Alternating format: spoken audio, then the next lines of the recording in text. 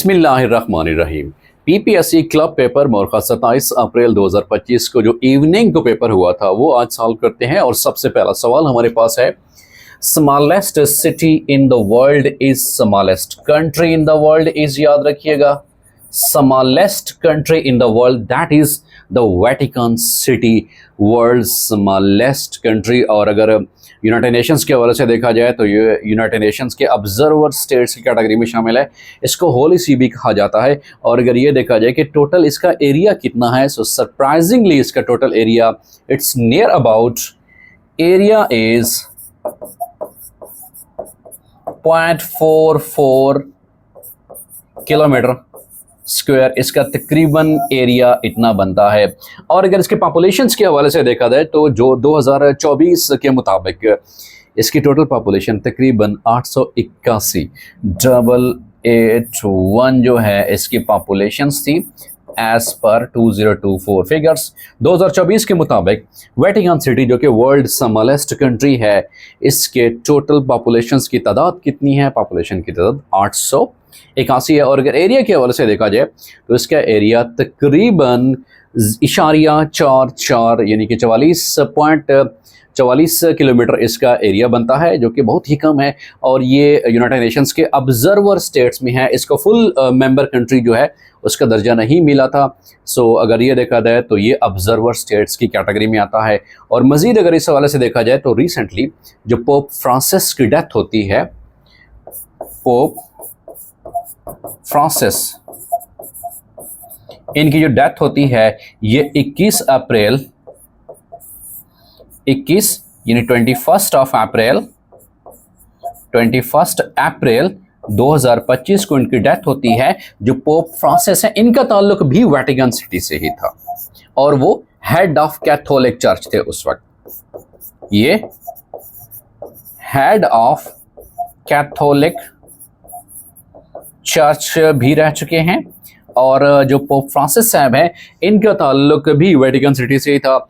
और ये पहले नॉन यूरोपियन जो फ्रांसिस जो पोप बन चुके हैं, ये पहले नॉन यूरोपियन हैं कि जिनको पोप बनने का एहसास हासिल रहा है। इनका ताल्लुक भी वेटिकन सिटी से रहा है। और इनकी जो डेट ऑफ डेथ है वो 21 अप्रैल 2025 को है। और जितने भी पोप आए हैं उनमें सबसे सादा मिजाज जिनका ये भी कहना था कि इस्लाम को शिदत पसंदी और दहशतगर्दी से जोड़ना बिल्कुल नामुनासिब है, जिन्होंने सादगी को अपना ज़िंदगी का सलीका शार बनाया था, तो ये भी इनके हवाले से बहुत ही मशहूर है। और रिसेंटली 21 अप्रैल 2025 को इनकी डेथ होती है। और पोप फ्रांसिस साहब इनका ताल्लुक कहाँ से था? इनका ताल्लुक भी इसी वेटिकन सिटी से था, जो कि वर्ल्ड स्मॉलेस्ट जो है वो कंट्री की कैटेगरी में आता है। और अगर ये देखा जाए इसका एरिया तकरीबन जो है 0.44 किलोमीटर है, जो कि तकरीबन 121 एकड़ के करीब बनता है। अब अगले सवाल की तरफ बढ़ते हैं कि अगला सवाल पेपर में कौन सा था। द नेक्स्ट क्वेश्चन इज, अगला सवाल हमारे पास है, next question that is 17th amendment in constitution of Pakistan in which year, 17वीं जो आईनी तरमीम है वो कब की जाती है? वो दिसंबर 2003 में की जाती है।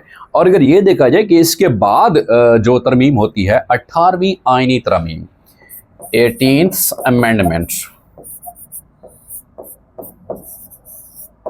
जिसमें जो 18वीं आईनी तरमीम है ये किसके दौर में हुई थी? ये आसिफ अली जरदारी साहब के दौर में हुई थी। उस वक्त के प्रेसिडेंट आसिफ अली जरदारी साहब के दौर में हुई थी। कब हुई थी? 2010 में हुई थी। और इसमें जो सदर के इख्तियारात है उसको महदूद कर दिया गया था। सदर के इख्तियारात को महदूद कर दिया गया था। एक्चुअली ये था कि उस वक्त जो सदर था जो असेंबली को तहलील कर सकता था, असेंबली को तहलील करना उसके इख्तियार में शामिल था। लेकिन आसिफ अली जो जरदारी साहब थे उन्होंने 18वीं आईनी तरमीम के तहत ये काम किया था कि भाई सदर का ये जो इख्तियार है उसको ख़त्म कर दिया गया था कि वो किसी भी जमहूरी जो असेंबली है उसका 5 साल मुद्दत मुलाजमत करने से पहले ही तहलील किया जा सकता है। तो उस वक्त जो थी इस 18वीं आईनी तरमीम के तहत اس جو شک ہے اس کا خاتمہ کیا گیا. اس کا مطلب یہ تھا کہ مور powers to the prime minister, اور پھر صوبوں کو خود مختاری بھی دی گئی تھی. اس میں بھی یہی چیز سب سے اہم بات تھی. تو جو 18ویں آئینی ترمیم ہے اس میں سب سے اہم بات یہ ہے کہ صدر کے اختیارات کو کم کیا گیا تھا. اور دوسرا سب سے اہم بات ہے کہ جو NWFP ہے, NWFP اس پروونس کو ری نیم کیا گیا کس نام سے؟ KPK کے نام سے, خیبر پختونخوا کے نام سے. تو کون سی آئینی ترمیم ہے جس کے تحت صوبہ سرحد نارتھ وینت جو فرنٹیئر پروونس ہے اس کا نام خیبر پختونخوا رکھا گیا؟ تو وہ کون سی آئینی ترمیم تھی؟ تو وہ بھی 18ویں آئینی ترمیم تھی جس کے تحت ان کا نام چینج کیا گیا تھا. دوسرا 18ویں آئینی ترمیم کے تحت صدر کے اختیارات کو کم کیا گیا تھا جس کے تحت وہ اسمبلی کو حل کر سکتے تھے, تحلیل کر سکتے تھے. اس کا مطلب یہ ہوا کہ پرائم منسٹر کو زیادہ اختیارات دیے گئے تھے. دوسری سب سے اہم بات یہ ہے کہ صوبوں کو خود مختاری بھی دی گئی تھی. تو یہ آئینی ترمیم کے حوالے سے سب سے اہم سوالات ہیں. اسی طرح سے ملٹری کورٹس کا قیام کب عمل میں لایا گیا تھا؟ یاد رکھیے گا جو 21ویں آئینی ترمیم ہے, 21ویں ترمیم, اس 21 جو امینڈمنٹ ہے اس کے تحت ملٹری کورٹس کا قیام عمل میں لایا گیا. ملٹری کورٹس کا قیام عمل میں لایا گیا تھا, اسپیشلی جب سانحہ APS ہوتا ہے, آرمی پبلک اسکول کا سانحہ ہوتا ہے 2014-15 کے بعد. تو یہ ضرورت پیش آئی کہ جو ٹیررسٹس ہیں ان کے حوالے سے جتنے بھی مقدمات ہیں ان کو جلدی وائنڈ اپ کرنے کے حوالے سے اور ان کو جلدی کیفر کردار کے تک پہنچانے کے حوالے سے یہ انتہائی ضروری ہے کہ ملٹری کورٹس کا قیام عمل میں لایا جائے. تو ملٹری کورٹس کا قیام کب عمل میں لایا جاتا ہے؟ وہ 21ویں آئینی ترمیم کے تحت ملٹری کورٹس کا قیام بھی عمل میں لایا جاتا ہے. اور یہ کب عمل میں لایا جاتا ہے؟ یہ 2015 میں عمل میں لایا جاتا ہے. اور پھر یہ بھی سوال سب سے اہم ہے کہ 25ویں آئینی ترمیم 2018 میں ہوتی ہے. 25th امینڈمنٹس, 25ویں آئینی ترمیم, 25ویں آئینی ترمیم 2018 میں ہوتی ہے. اور پھر اس آئینی ترمیم کا مقصد کیا تھا جس میں جو ہے فاٹا کو مرج کیا گیا تھا KPK کے اندر؟ سو یہ بھی سب سے اہم کویسچن ہے کہ کون سی آئینی ترمیم کے تحت فاٹا کو مرج کیا گیا تھا KPK میں. سو 25ویں آئینی ترمیم ہے جو کہ 2018 میں ہوتی ہے اور اس کے تحت فاٹا جو ہے اس کو مرج کیا گیا تھا, KPK میں مرج کیا گیا تھا. تو یہ 25th امینڈمنٹس ہے. اور پھر جو 26ویں آئینی ترمیم ہے اس کے تحت یہ اختیار دیا گیا تھا کہ جو سپریم جوڈیشل کونسل بنائی جائے گی اس کے تحت سپریم کورٹ کا جو چیف جسٹس ہوگا اس کو جو 5 سینئر موسٹ ججز ہوں گے ان میں سے کسی ایک کو جو ہے الیکٹ کیا جائے گا. پہلے یہ ہوتا تھا کہ جو سپریم کورٹ کا جو سینئر موسٹ ججز ہوتے تھے ان میں سے کسی ایک کو بنا دیا جاتا تھا جو اوورال سپریم کورٹ کا چیف جسٹس ہوتا ہے. لیکن جو 26ویں آئینی ترمیم ہے اس کے تحت پارلیمنٹ کو بھی یہ اختیارات دیا گیا تھا کہ بھائی آپ بھی سپریم کورٹ کے جو چیف جسٹس کی ججز کی جو اپائنٹمنٹ ہے اس میں بھی آپ عمل دخل کر سکتے ہو. تو یوں کچھ عناصر کی طرف سے یہ بھی کہا جا رہا تھا کہ بھائی یہ پھر عدلیہ کے اوپر حملہ ہے اور عدلیہ کی آزادی کے اوپر حملہ ہے. بہرکیف ٹوٹل جو 26ویں آئینی ترمیم ہے جو کہ 2024 میں ہوئی تھی اس کے تحت 5 سینئر موسٹ ججز ہوں گے, انہی میں سے ہی کسی ایک کا انتخاب کیا جا سکے گا, چاہے وہ پہلے نمبر پہ ہے, چاہے 5ویں نمبر پہ ہے یا 4تھے نمبر پہ ہے. سپریم جوڈیشل کونسل یہ فیصلہ کرے گی کہ سپریم کورٹ کا چیف جسٹس کون ہوگا. سو اب تک اگر دیکھا جائے تو ٹوٹل کتنی امینڈمنٹس کی جا چکی ہیں؟ ٹوٹل آئین کے اندر پاکستان کے جو 1973 کا آئین ہے اس میں 26 ترامیم کی جا چکی ہیں. جیسا کہ یہاں پہ سوال پوچھا ہوا تھا کہ جو 17ویں آئینی ترمیم ہے وہ کب ہوئی تھی؟ 2003 میں ہوئی تھی. پھر 18ویں آئینی ترمیم 2010 میں ہوتی ہے. اس کے تحت پریزیڈنٹ کے جو پاورز ہیں اس کو تھوڑا کم کیا گیا تھا, صوبوں کو خود مختاری دی گئی تھی, پاورز کو ڈیسنٹرلائزڈ کیا گیا تھا اور جو ایک صدر کا اختیارات تھا اسمبلی کو حل کرنے کے حوالے سے اس کو بھی بعد میں ختم کر دیا گیا تھا. اس کے بعد اگر یہ دیکھا جائے کہ جو 21ویں آئینی ترمیم ہے 21st امینڈمنٹس ان کانسٹیٹیوشن پاکستان وہ کب عمل میں لائی جاتی ہے؟ 2015 میں, کیونکہ اس وقت یہ ضرورت پیش آئی تھی کہ ملٹری کورٹس کا قیام عمل میں لایا جائے, اسپیشلی سانحہ APS کا جو واقعہ ہوا تھا اس کے ریسپانس میں. اور پھر اس کے بعد یہ جو 25ویں آئینی ترمیم ہے جو کہ 2018 میں ہوتی ہے اس آئینی ترمیم کے تحت جو ہے فاٹا کو مرج کیا گیا تھا KPK میں. اور جو 26ویں آئینی ترمیم ہے 26th امینڈمنٹ اس کے تحت جو چیف جسٹس ہے سپریم کورٹ کا اس کی جو سلیکشن کا طریقہ کار ہے وہ تبدیل کیا گیا تھا. تو اب تک टोटल कितनी अमेंडमेंट्स की जा चुकी हैं इन कॉन्स्टिट्यूशन ऑफ पाकिस्तान जो 1973 का आइन है वो 26 तरमीम की जा चुकी हैं। रेगुलर और कंसेप्चुअल क्लासेस ज्वाइन करने के लिए आप नीचे दिए गए व्हाट्सएप नंबर पे कांटेक्ट कर सकते हैं। अब अगले सवाल की तरफ बढ़ते हैं कि अगला सवाल हमारे पास कौन सा है। द नेक्स्ट क्वेश्चन इज, अगला सवाल हमारे पास है, that is which Mughal king was contemporary of queen Elizabeth. जो क्वीन एलिजाबेथ के हम असर जो हैं वो कौन से हैं, वो मुगल हुक्मरान वो हैं अकबर साहब जी। और अगर ये सवाल पूछा जाए कि भाई मुगलिया सल्तनत की बुनियाद किसने रखी थी, तो मुगलिया सल्तनत की बुनियाद ज़हीरुद्दीन बाबर ने रखी थी। मुगलिया सल्तनत की बुनियाद ज़हीरुद्दीन बाबर ने रखी थी। अगर ये देखा जाए कि मुगलिया सल्तनत के हवाले से पीरियडिकली देखा जाए तो ओवरऑल जो स्टेप बाय स्टेप के फर्स्ट और ऑर्डर वाइज देखा जाए तो सबसे पहले जो मुगलिया सल्तनत की बुनियाद बानी रखने वाले वो कौन से मुगलिया हुक्मरान हैं, वो हैं ज़हीरुद्दीन बाबर साहब। ज़हीरुद्दीन बाबर साहब का जो टेन्योर है 1526 से 1530 तक ये रहता है। और ओवरऑल ये देखा जाए सबसे पहले जो है ज़हीरुद्दीन बाबर साहब है, उसके बाद हुमायूं साहब आ जाते हैं, उसके बाद द ग्रेट अकबर साहब आ जाते हैं जिन्होंने दीन इलाही भी इंट्रोड्यूस कराया था, और उसके बाद जो हैं जहांगीर साहब आ जाते हैं, जहांगीर साहब के बाद शाहजहां साहब आ जाते हैं, और उनके बाद औरंगज़ेब साहब आ जाते हैं। तो ओवरऑल अगर पीरियडिकली देखा जाए तो बाबर साहब, उनके बाद हुमायूं साहब, उनके बाद द ग्रेट अकबर साहब, उनके बाद जहांगीर साहब के बाद शाहजहां साहब, और उनके बाद औरंगज़ेब साहब। तो ओवरऑल ये इनका मुगलिया हुक्मरान जो हैं उनका जो सिलसिला है, ओवरऑल ये सवाल पूछे जाते हैं कमीशन के इम्तिहानात में। मोस्टली ये सवाल पूछा जाता है कि मुगलिया सल्तनत की बुनियाद किसने, फाउंडेशन स्टोन किसने रखी थी, वो ज़हीरुद्दीन बाबर साहब ने रखी थी।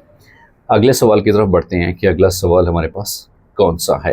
The next question is USSR ended in which year. ये किस साल में ये एंड हुई थी? 1991 में इसका इख्तिताम हुआ था। Agra summit held in which year, ये 2001 में आगरा समिट हुआ था। उसके बाद कि Pak China diplomatic relation started in which year, ये 21 मई 1951 को ये स्टार्ट हुए थे जी। Number of vertebrae in the human body, इंसान जिसमें जो वर्टिब्रल कॉलम है, ये जो बैकबोन होती है वर्टिब्रल कॉलम इसको नाम देते हैं, तो उसमें कितने होते हैं वर्टिब्री? टोटल 33 वर्टिब्री होते हैं। तो ओवरऑल ये साइंस के हवाले से और बायोलॉजी के हवाले से ये सवाल पूछा हुआ था। So the exact answer is the 33। Malala Yousafzai awarded Nobel prize in which year. Malala Yousafzai को नोबेल प्राइज दिया गया था। कब नोबेल प्राइज दिया गया था? 2014 में दिया गया था। और ये मलाला यूसुफजई साहबा सेकंड पाकिस्तानी हैं, second Pakistani to achieve this milestone. Second Pakistani हैं कि जिनको ये नोबेल जो प्राइज मिला था पीस के हवाले से। फिर नोबेल प्राइज मिलता है सबसे पहले डॉक्टर अब्दुल सलाम साहब को, वो पहले पाकिस्तानी हैं, first Pakistani to receive Nobel Prize, to receive Nobel Prize, वो कौन से हैं? डॉक्टर अब्दुल सलाम साहब हैं, डॉक्टर अब्दुल सलाम साहब। और जो इंपीरियल कॉलेज लंदन की जो सेंट्रल लाइब्रेरी है उनको भी डॉक्टर अब्दुल सलाम साहब की सर्विस की बिना पर जो रीनेम किया गया था, वो भी जो लाइब्रेरी है इन्हीं के नाम से मंसूब की गई थी।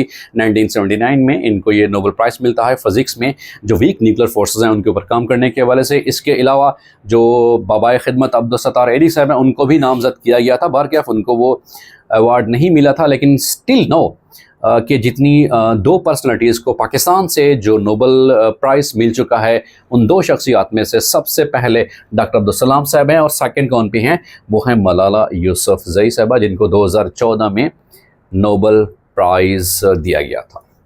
अगले सवाल की तरफ बढ़ते हैं कि अगला सवाल कौन सा है। Next question is the current president of Iran Masoud साहब है। उसके बाद है कि first foreign minister of Pakistan, Pakistan के पहले फॉरेन मिनिस्टर वो कौन से हैं, वो हैं ज़फ़रुल्लाह खान साहब हैं। और अगर मौजूदा देखा जाए तो करंट फॉरेन मिनिस्टर वो कौन से हैं, करंट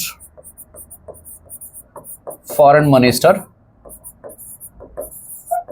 वो कौन से हैं, इसाक डार साहब हैं। Current foreign minister of Pakistan वो कौन से हैं भाई, इसाक डार साहब हैं, जो कि डिप्टी प्राइम मिनिस्टर भी हैं।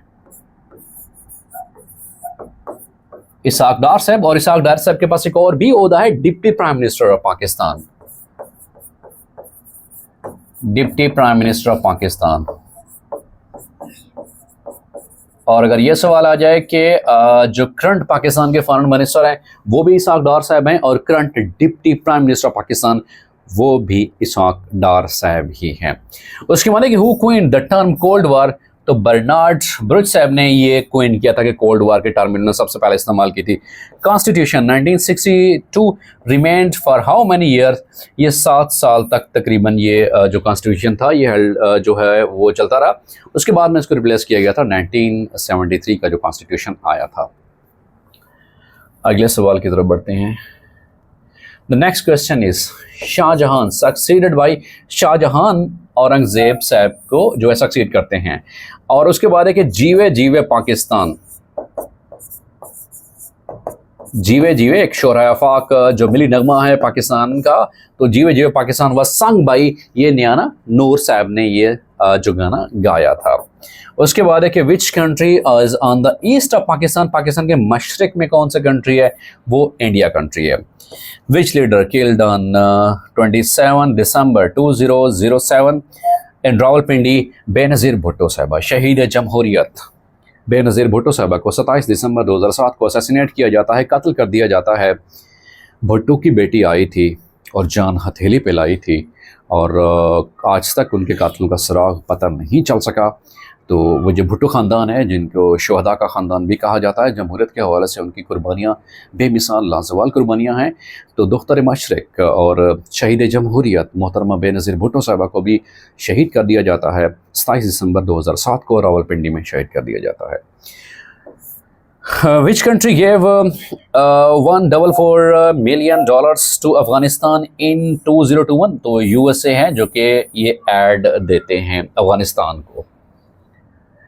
अगला सवाल हमारे पास है that is capital of Bulgaria is वो सोफिया है। उसके बाद है कि चज दो आब इज बिटवीन, वो चनाब और जहलम लिवर के दरमियान है। फरहंगे तलफ़ुज़, फरहंगे तलफ़ुज़ इज रिटन बाई, ये शाहुल हक हकी साहब की तरफ से ये लिखी हुई एक किताब है जिसमें फरहंग तलफ़ुज़ जो है अल्फाज का तलफ़ुज़ उर्दू के हवाले से ये किताब लिखी हुई थी। तो उस किताब के खालिक के हवाले से पूछा गया था। उसके बाद है कि Junejo became prime minister in which year, 1985 में ये प्राइम मिनिस्टर बनते हैं। Who is the current US vice president, वो J.D. वैंस साहब हैं। और जो प्रेसिडेंट है आप सबको पता है कि डोनाल्ड ट्रंप साहब प्रेसिडेंट हैं और वो 47th president of United state of America हैं। और सवाल ये पूछा हुआ था कि US के वाइस प्रेसिडेंट कौन से हैं, J.D. वैंस साहब वाइस प्रेसिडेंट ऑफ USA हैं। अगले सवाल की तरफ बढ़ते हैं कि which is the largest lake in the world, Caspian जो सी है वो लार्जेस्ट लेक है। उसके बाद है कि first president of Pakistan Sikandar Mirza साहब और करंट प्रेसिडेंट ऑफ पाकिस्तान सदर आसिफ अली जरदारी साहब हैं। उसके बाद है कि Salimullah is associated with which sport, जो सलीमुल्लाह साहब हैं इनका ताल्लुक किससे, हॉकी से था। और overall hockey national sports, national game of Pakistan भी है। National game of Pakistan. Why does ice floats on water, because ice is less denser then water. Actually ice का भी फार्मूला H2O है, अगर साइंस के वजह से देखा जाए वाटर का फार्मूला भी H2O है, बट वाटर जो है ये लिक्विड स्टेट में है और H2 जो है ये सॉलिड स्टेट में होती है।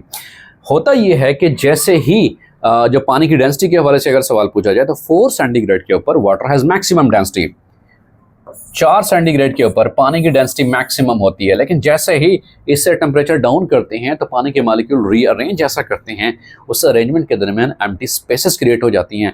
उस वजह से जो पानी की डेंसिटी है वो कम हो जाती है। यही वजह है कि बर्फ़ जो है वो पानी के ऊपर तैर रही होती है। Another option is hydrogen burning as well, but the most accurate as part described in the paper is that कि आइस की जो डेंसिटी है वो कम होती है, इसी वजह से वो ऊपर वो फ्लोट कर रही होती है। अगले सवाल की तरफ बढ़ते हैं। नेक्स्ट क्वेश्चन इस अगला सवाल हमारे पास है which is north American country, वो पैराग्वे जो है वो कंट्री नहीं है। थीम ऑफ 2016 ओलंपिक्स, जो 2016 में ओलंपिक्स था उसका थीम क्या था, थीम उसका था अ न्यू वर्ल्ड, उसका थीम था। उसके बाद कि एग्जाम्पल ऑफ मिनरल एसिड सवाल पूछा हुआ था, सल्फ्यूरिक एसिड, और सल्फ्यूरिक एसिड का फार्मूला क्या होता है H2SO4, इसको किंग ऑफ केमिकल्स भी कहा जाता है, किंग ऑफ केमिकल्स भी से कहा जाता है। साइंस के हवाले से अगर सवाल पूछा जाए, इसको सल्फ्यूरिक एसिड भी कहा जाता है, इसको हाइड्रोजन सल्फेट भी कहा जाता है। H2 hydrogen, SO4 basically radical है, सो हाइड्रोजन सल्फेट भी से कहा जा सकता है जी, हाइड्रोजन सल्फेट भी इसे कहा जा सकता है।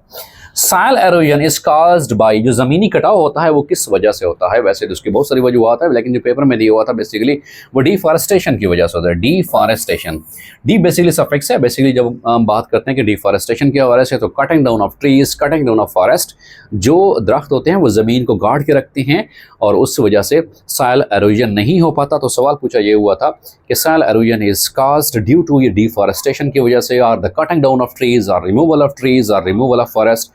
तो उसका सही जवाब है sir Syed founded society in 1870। जो साइंटिफिक सोसाइटी थी वो किस सिटी में कायम की थी? अलीगढ़ में ये कायम की थी। सर सैयद अहमद खान है। सर सैयद अहमद खान वो वाहिद मुस्लिम स्कॉलर्स है जिन्होंने सबसे पहले दो कौमी नज़रिए की बुनियाद रखी थी। सबसे पहले आज़ादी की जो ईंट थी उन्होंने ही बुनियाद रखी थी, जिन्होंने रेत के ऊपर बच्चों को लिखना पढ़ना सिखाया था। जिन्होंने कहा था कि भाई अगर अंग्रेज़ों से मुकाबला करना है तो फिर आपको इंग्लिश पढ़नी पड़ेगी, अगर आपने इंग्लिश के साथ मुकाबला करना है तो फिर आपको जो साइंटिफिक नॉलेज है उसकी तरफ आपको मूव करना पड़ेगा। क्योंकि 1857 की जो जंग आज़ादी थी उसकी नाकामी के बाद मुसलमान बहुत ज़्यादा पीछे रह गए थे, इकनॉमिकली, सोशली और तालीम के हवाले से भी हर मैदान में। तो उस वक्त एक मसीहा आ जाते हैं, उनका नाम है सर सैयद अहमद खान साहब, जिन्होंने अपनी तालीमी खिदमत की बुनियाद पर, जिन्होंने अपनी सियासी खिदमत की बुनियाद पर और इसी तरह से फलाई खिदमत की बुनियाद पर, दीनी खिदमत की बुनियाद पर मुसलमान जो कौम है उसको नए उफ़क़ की तरफ वो लेके गए थे। अगले सवाल की तरफ बढ़ते हैं।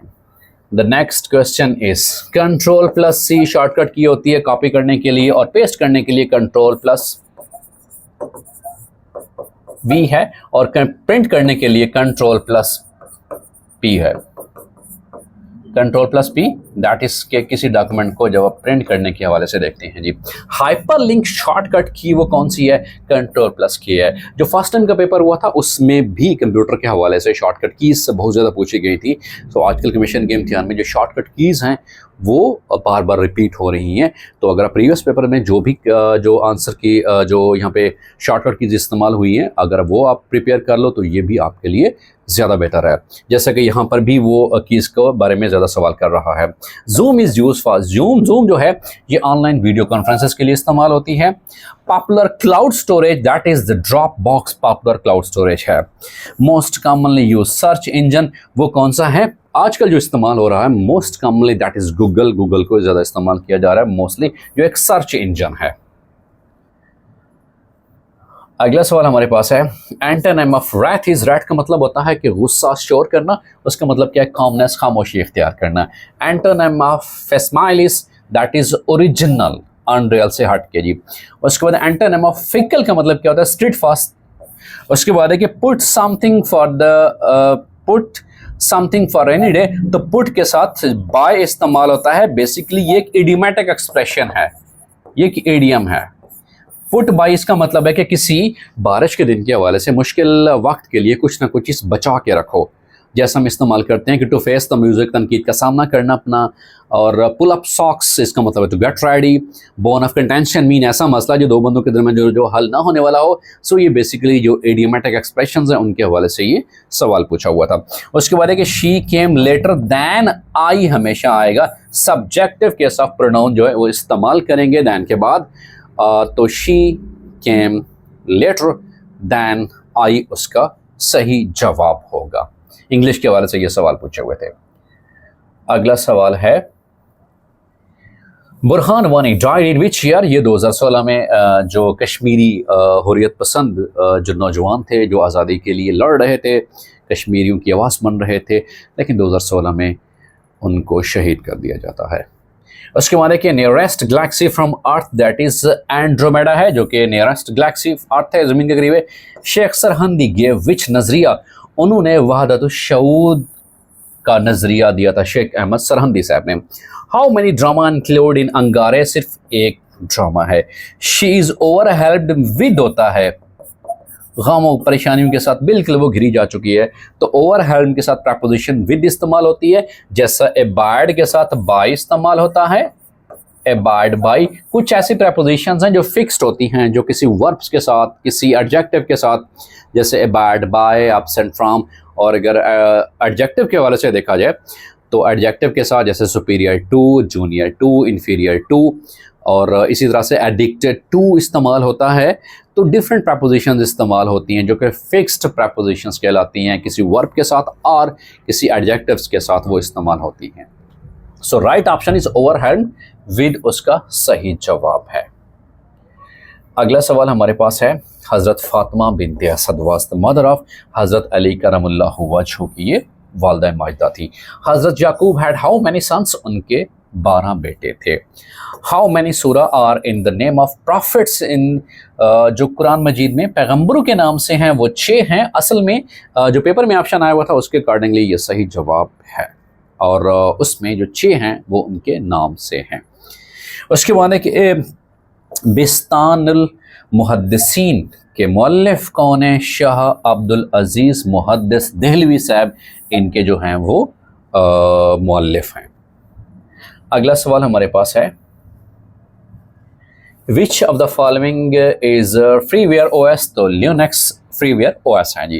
Test birds are found in, basically ये सिलेक्शन करते हैं टेस्टिंग के लिए जो हैं ये ज़बान के ऊपर पाए जाते हैं। टेस्ट बर्ड्स बेसिकली जो हमारे जो 5 सेंसेस हैं उसमें से जो सेंस ऑफ जो टेस्टिंग है तो वो कहाँ पाए जाते हैं? वो ज़बान के ऊपर पाए जाते हैं।